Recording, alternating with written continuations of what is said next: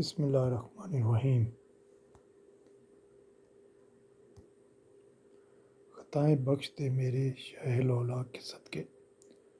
حضرت عمر بن خطاب رضی اللہ تعالیٰ عنہ فرماتے ہیں کہ حضور اکرم صلی اللہ علیہ وآلہ وسلم نے ارشاد فرمایا کہ جب حضرت آدم علیہ السلام سے خطا سرزد ہو گئی تو انہوں نے بارگاہ الہی میں عرض کی کہ اے اللہ تعالیٰ، میں تیری بارگاہ میں حضرت محمد صلی اللہ علیہ وآلہ وسلم کے توسل سے بخشش مانگتا ہوں۔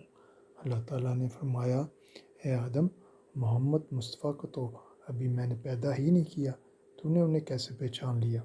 حضرت آدم علیہ السلام نے عرض کی، اللہ تعالیٰ، جب تو نے مجھے اپنے ہاتھ سے پیدا کر لیا اور مجھ میں اپنی معزز روح پھونک دی، تب میں نے سر اٹھایا تو عرش کے پایوں پر لکھا ہوا تھا، لا الہ الا اللہ محمد الرسول اللہ۔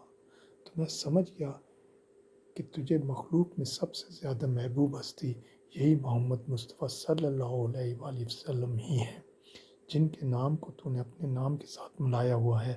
اللہ تعالیٰ نے فرمایا، اے آدم، تو نے سچ کہا ہے، بے شک مخلوق میں مجھے یہی ہستی محبوب ہے۔ جب تو نے مجھ سے ان کے صدقے سے بخشش کا سوال کیا تو میں نے تجھے بخش دیا، اور اگر میں نے محمد مصطفیٰ صلی اللہ علیہ وآلہ وسلم کو پیدا نہ فرمانا ہوتا تو اے آدم، میں تجھے بھی پیدا نہ کرتا۔ یہ واقعہ اللہ تعالیٰ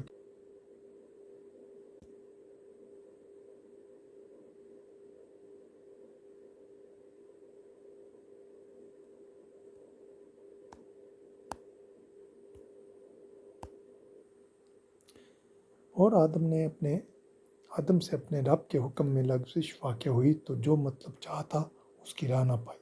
پھر اس کے رب نے چن لیا تو اس پر اپنی رحمت سے رجوع فرمائی اور اپنے قرب خاص کی